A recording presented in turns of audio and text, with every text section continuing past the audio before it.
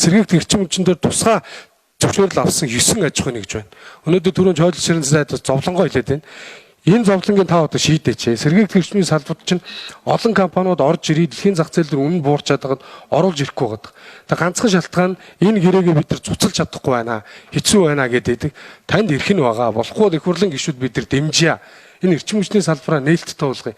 Гадны хөнгөлөлттэй үнээр хөрөнгө оруулалтыг татаад магадгүй хувийн хвшил орж ирээд хөнгөлөлттэй үнээр эрчим хүчээ үйлдвэрлээд төвийн шугамд нийлүүлээд нөгөө реформ хийвэл хийсэн шиг хийгээд өрсөлдөөний тавьж өгөр үнэ бууруул. Анх сэргийгдэх эрчим хүчний тухай хууль 2006 онд батлагдсан юм байна. Тэр хуулийн дээр нарны цахилгаан станцаас сүлжээнд нийлүүлэх эрчим хүчний үн 15-аас 19 цент. Салхин цахилгаан станцаас 9.5 цент орчмоор нийлүүлнэ гэдэг тийм хууль гэдгийж гिचээ. Бидний урд үеийн улс хурлын гишүүд маань. Тэгээ энэ хуулийн дагуу сүүлийн одоо 2006 оноос хойш нийтдээ 38 тусгай зөвшөөрөл олгосон байна. Нар салхин цахилгаан станц. Үүнээс 9 цахилгаан станц нь бол эрчим хүчний салбарт одоо үйл ажиллагаа явуулсан. Цаана 11 тусгай зөвшөөрөл эзэмшигчийн тухай яриа байдаг. 8 нарны станц нийтдээ нэг 90 гаруй мегаваттын хөтөн чадалтай, 3 салхин цахилгаан станц 150 мегаваттын хөтөн чадалтай байгаа. Ийм байгаа юм. Цаашид бид нар 2019 онд сэргийгдэх эрчим хүчний тухай хуульд өөрчлөлт оруулад сүлжээнд сэргийгдэх эрчим хүч нийлүүлэх юм бол уралдаан цонгон шалгуулалт тендер зарлаа гэдэг ийм хуулийн өөрчлөлт бий болцсон. Гэтэл энэ урд нь байгуулсан энэ өндөр үнэтэй сэргийгдэх эрчим хүчний тусгай зөвшөөрөл эзэмшигчид нар маань эрчим хүчний яам, эрчим хүчний зохицуулах ороотой байнгын гэрүүл тэмцэл шүүхийн маргаантай бид нар байгаа.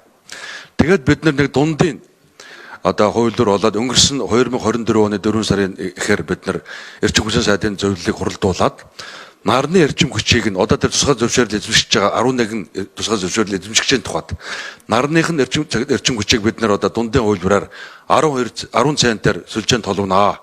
Гэхдээ хөтөн чадлынхаа 20%-аас доошгүй батарейтай байсан тохиолдолд холбуулъя. Цахилгааных нь бол 9.5 цент байсныг нь 8.5 центээр одоо салхины станцаас бол эрчим хүчийг сүлжээнд холбуулъя. Салхин цахилгаан станцын хувьсах чадвар өндөр учраас 40% тэнцэх хэмжээний батарей суурлуулаа гэдэг ийм шийдвэр гаргаад энэ 11 тусгай зөвшөөрөл эзэмшигчд хүргүүлсэн. Одоо энэ эдгээр тусгай зөвшөөрөл эзэмшигчдийн дийлэнх нь бол энэ сүүлчийн бидний тавьсан шаардлага хүлээж аваад явж байгаа. Энэ бол шинээр цахилгаан эрчим хүчний тендер бол бид нар зарлаагүй байгаа. Ийм байна. Зөвхөн шинээр бусад улс орнууд Узбек, Казахстан, одоо Саудын Араби гэдэг ийм улс орнууд дээр бол нэг тендерээр зарлахаар 1 кВт-цаг эрчим хүчний үн одоо 2 центээс буугаад ирсэн байна. Одоо би та бүхэнд энэ үнэндээ бол одоо нэг зүйлийг хэлэхэд 19 центээр төвийн сүлжээнд эрчим хүч нийлүүлж байгаа нарны цахилгаан станцууд байгаа. Нийт эрчим хүчний 9.2%-ийг нь нийлүүлчихэд төлбөрийнх нь 27%-ийг авч байгаа. Сэргийгдэх эрчим хүчний компаниудын олж байгаа ашиг төвийн мөсийн эрчим хүчний алдагдал хоёр ойролцоод үт юм байна. Тэгээд хэний баяжсан миний ядуурсан хоёр тэнд. За баярлалаа. Сайд манаас тодорхой хариулсанд маш их баярлалаа. За. Тэгээд одоо энэ байнгын ороогоо ашиглаад жоохон зөрөгтэй ажилламаар байна. Сайд. 9 компани ч нэр энд байна.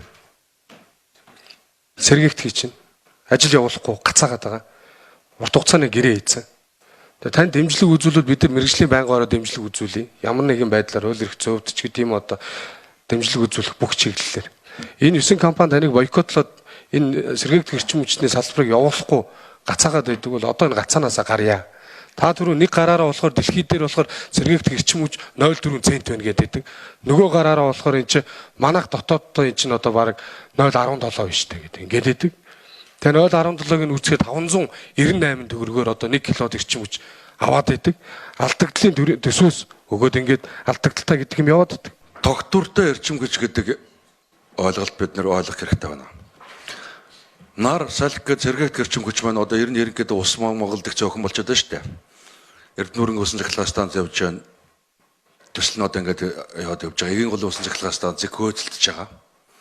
Оросуудтай бас тодорхой хэмжээний асуудалтай байгаа учраас сэргийгдэхин тухайд бид нар салхин дээр голоод ярих юм бол нэг асуудал бий. Нар ороод эсвэл зогсчоор сэргийгдэх эрчим хүч маань эрчим хүч үйлдвэрлэж чадахгүй болчиход байгаа. Тэгэхээр тэр үйлдвэрлэж ясан тэр үйлдвэрлэлийг хааны газар бид нар нөөцлөх шаардлагатай болно. Хуучин одоогоос нэг 10 жилийн өмнө бол Оросын холбооны улсаас бид нар захиалга одоо энэ докторжуулалтаа нөхч авдаг байсан. Оргил ачаал нэмэгдэх юм бол тэр сэргээгдэх зогсчгаар Оросын холбооны улсаас авах чадлаа нэмэгдүүлдэг ийм тогтолцоотой явсан. Одоо бид нар энэ батарей гэдэг зүйлийг бид нар сүүлийн үед нэлээд нэвтрүүлэх гэж оролдож байна. Яг ашиглалтанд орчихсон байгаа батарей бол сонгон дэд станц дээр 80 мегаваттын хөтөн чадалтай 2.5 цаг одоо гаргах хөтөн чадалтай 200 мегаваттын хөтөн чадалтай батарей станц Азийн хөгжлийн банкны санхүүжилтээр ашиглалтанд орсон явж байна. Нэг Багнуур дүүрэг дээр нийслэлтийн захиалгаар 50 мегаваттын хөтөн чадалтай 4 цаг сүлжээ нийлүүлэх хөтөн чадалтай 2 дахь батарей явж байгаа. За Завхан аймгийн Алдархан сум дээр байна уу төв дээр нь байгаа. 5 мегаваттын хөтөн чадалтай батарей өнөөдөр Монгол улсад үйл ажиллагаа явуулж байгаа. Сая би энэ дөрөвчийн гишүүний асуултанд хариулсан. Одоо болвол нэг 400 мегаваттын хөтөн чадалтай 4 цагаас доошгүй одоо 4 цагийн хэмжээнд гаргахаар 1600 мегаваттын хөтөн чадалтай батарей станцыг 9.5 центээр барихаар өөрөөсөө зэрэгтгэхээс тэр батарейгаа цэнэглээд батарейнаас сүлжээ нийлүүлэх ийм хөрөнгө оруулагчийг ожлоод энэ наадмаас өмнө ашиглалтанд оруулах ийм л тооцоотой явж байгаа. Түүнээс үүш тэр тогтворжуулалтын тухай ярих юм бол сэргээгдэх эрчим хүчээр тогтвортой эрчим хүч нийлүүлнэ гэдэг ийм ойлголт байхгүй бонслоо гэж байна. Эсвэргээрээ хүндэрнэ. Хэрэглээ маань нийлүүлэлт маань хувьсаад байх тусам системийн тогтвортой байдал их төвөгтэй болж байгаа. Хэрэглээч хувьсаж байгаа, үйлдвэрлэлч хувьсаж байгаа тохиолдолд бол системийг тогтвортой байхын тулд манайх байтугай хөгжингөө орны цахилгаан эрчим хүчний системүүд бол айгүй төвөгтэй байдалд үүссэн. Системийн автоматикийн хөрөнгө оруулалтын шаардлага бол 3-4 дахин нэмэгдэж байгаа ийм л зүйл байгаа юм. Тийм учраас энэ тогтвортой байх тухай Монгол улсад ямар ч эрчим хүчнийг хэрэглэгч зөвшөөрөхгүй байна. Нар орчхоор миний цахилгаан эрчим хүчийг хязгаарлаа. Эсвэл цагтлах зогсчоор би цахилгаан эрчим хүч хэрэглэхэ болъё гэдэг ийм нөхцөлийг хүлээн зөвшөөрж байгаа хэрэглэж олдохгүй байгаа байхгүй юу? Тэгэхээр энэ эрчим хүчний яамны тухайд бол эхний ээлжинд багч гисэн тогтвортой баг таслаад тогтвортой эрчим хүчээр хэрэглэгчийг хангах гэдэг бол тэргүүн зээлтийн зорилт байна. Энийг хангасны дараа тэр хөгжлийн тухай дараагийн тухай дэлгэлийн тухай ярина. Ногоон эрчим хүчний хэрэглээг дэмжих бодлого тодорхойлно гэсэн. Айл өрх аж ахуй нэгж болгон эрчим хүч үйлдвэрлэгч болох боломжийг бүрдүүлнэ гэсэн. Энэ бүрдсэн үү? Нэг. За энэ дотроо 220 кВт холбогдсон байгаа айл өрх өөрсдөө сэргээгдэх эрчим хүч үйлдвэрлэлээ төвийн шугамд нийлүүлэх бололцоотой юу? Айл өрхөөр үйлдвэрлэгч болох тархамлаг хөвсрийн тарифыг асуулсан эрчим хүчний зохицуулахаараа 2025 оны 2 сарын 5-ны тогтоолоор сэргээгдэх эрчим хүчний 220 вольтод 20 кВт хүртэл нарны их усүрийг өдрийн цагаар бол 285 төгрөгөөр өглөөний 6-аас оройны 5 цаг хүртэл 5-аас оройны 9 хүртэл оройны оргил ачааллын цагт хэрвээ батарейтай тийм хэрэглэгч байвал 300 төгрөгөөр нийлүүлэхээр үн тарифыг шинжилж баталсан байгаа. Сэргээгдэх эрчим хүчний хуулиар зохицуулахаараа жил бүрийн нэг батлах үүрэгтэй. Урд нь бол 140 төгрөг 223 төгрөг байсныг ингэж баталсан. Яг 2025 оны тухайд сэргээгдэх эрчим хүчнээс 10 их усүр дөвөн бэст. 10 их усүрээс нийт цахилгаан эрчим хүчний 8.4% нийлүүлж байна. Төлбөрийн 20.7% авч байна. За, цаашдын сайд Монгол улсын үндсэн хуулийн 16-гийн 1 Монгол хүн амьд явах хэрэгтэй. 16-гийн 2 эрүүл аюулгүй нөхцөлд амьдрах орчны бохирдлоос хамгаалуулах хэрэгтэй гэж. За энэ бол Монгол төрийн үүрэг. Та Монгол төрийн сайд. Тэгээ та өөрийнхөө эрчим хүчний салбарын хуулиудыг үгүйсгээд бас энд сууж явахын төрөв.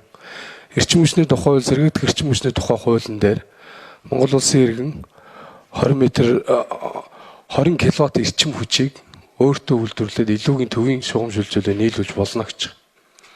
Энэ бол хибрид систем. Нарны панелтай, инвертертэй, цэник хураагууртай хэрэглэх үедээ хэрэглээд хэрэглэхгүй үедээ өгдөг. Энэ технологийн шинжилэл. Энийг үгүйсгэн сууж та болохгүй. Үнэхээр та энийг хийх юм бол Монгол улсад 190 мянган яндан байна. 190 мянган 0.7 газрыг та ашиглах боломж бололцоогоо хайх ёстой. Иргэдээ бид нар орлоготой ойлгох ёстой. Энэ бүх газруудыг ард иргэдэд эвлэлд нийлүүлж чадах юм бол сэргээгдэх эрчим хүчний чинь газрын нөөцтэнд бэлэн бас байж байгаа.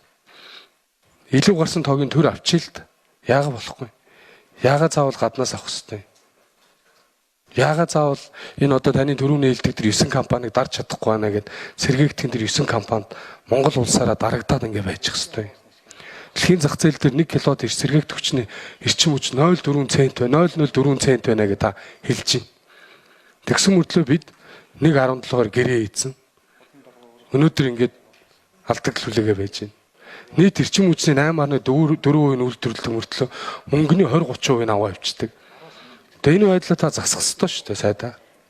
Таныг засаач ээ гэж бид нар бас итгэл хүлээл гэж сайд болгосон. Олон жил их хурлын гишүүн байсан та олон янз бүрийн салбарын сайд хийсэн болохоор Монгол улсын одоо суур хөгжил болсон энэ дэдвүтцийн эрчим хүчний асуудлыг бас босгоод ирэх юм болов уу гэд энэ улсын хурлын гишүүн чинь танд итгэж найдаад байж байгаа шүү дээ.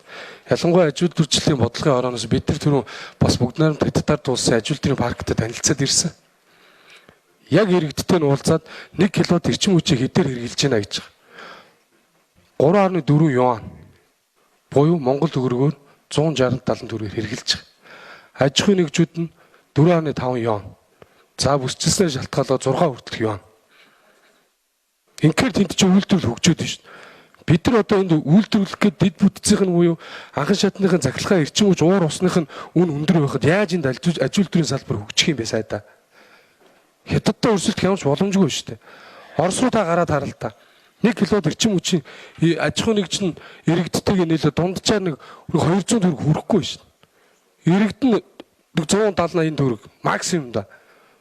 За бүсчилснээс шалтгаалаад зарим газар 80 төгрөгөөр хүртэл хэрэгжилж байна. Дэнчин өрсөлдөөний суур зарчим шүү дээ. Тэгээ Монгол улс цаашаа яаж хөгжих юм бэ сайдаа? Та энэ боломжуудаа нээн гэж нэг гараараа яриад нөгөө гараараа хаагаад төр бүгдийг нийнэ гэд яриа суучих юм. Тэр чи итгэл үнэмшил төрхөө болжлоо шүү дээ. Таны энэ гишүүдийн асууж байгаа асуулт болгон та бүгдийг тойруулж хариулж байна. Өөртөө таалагдсан юм уу зүгээр хариулж, өөртөө таалагдаагүй юм уу буруугаар хариулж. Зарим нэг гишүүдийг та үг өгүүлбэрээр хүчиндэж шүү дээ. Бид нар хараа сууж шүү дээ. Та Монгол улсын сайд, сангийн сайд хүртэл байсан. Энэ улс орны хөгжлийн төлөө бас нэг жоохон бодлого боловсруулад сэтгэл зүрхээр ажиллаарай сайдаа. Аж үйлдвэрийн салбар ард иргэдийн амьдрал таны нуруунд дээр биш.